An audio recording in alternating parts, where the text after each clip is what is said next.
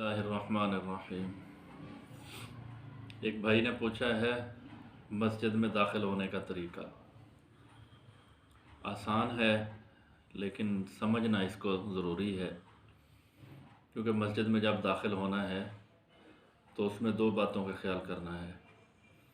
ایک تو جوتا جب اتارنا ہے اس وقت کہ ہم نے جوتا اتارنا کیسے ہے، کون سا پاؤں پہلے جوتے سے باہر نکالنا ہے، اور مسجد میں کون سا داخل کرنا ہے۔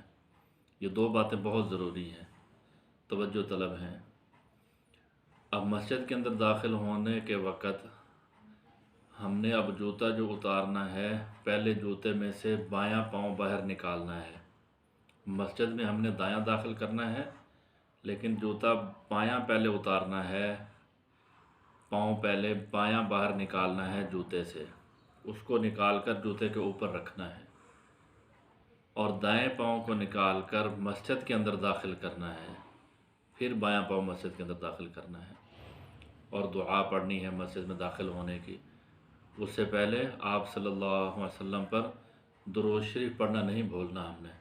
بسم اللہ الصلاۃ والسلام علی رسول اللہ، اللہم افتح لی ابواب رحمتک، یہ مسجد میں داخل ہونے کی دعا ہے۔ اب مسجد سے باہر نکلنا ہے، اس میں بھی دو باتوں کا خیال کرنا ہے۔ اب مسجد سے جب باہر نکلنا ہے تو بایاں پاؤں پہلے باہر نکالنا ہے۔ اب جوتے میں پہلے دایاں پاؤں داخل کرنا ہے، اس کا کیا طریقہ ہے؟ بائیں پاؤں کو مسجد سے باہر نکال کر اپنے جوتے کے اوپر رکھنا ہے، اب پھر دایاں پاؤں مسجد سے نکال کر اس کو پہلے جوتے کے اندر داخل کرنا ہے، پھر بایاں پاؤں داخل کرنا ہے جوتے میں، اور دعا پڑھنی ہے۔ درود شریف یہاں بھی نہیں بھولنا۔ بسم اللہ الصلاۃ والسلام علی رسول اللہ، اللہم انی اسألک من فضلک ورحمتک، یہ مسجد سے باہر نکلنے کی دعا ہے۔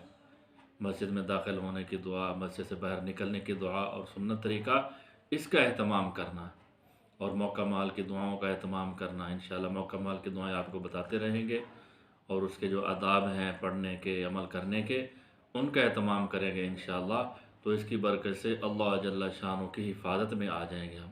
وما علینا الا البلاغ۔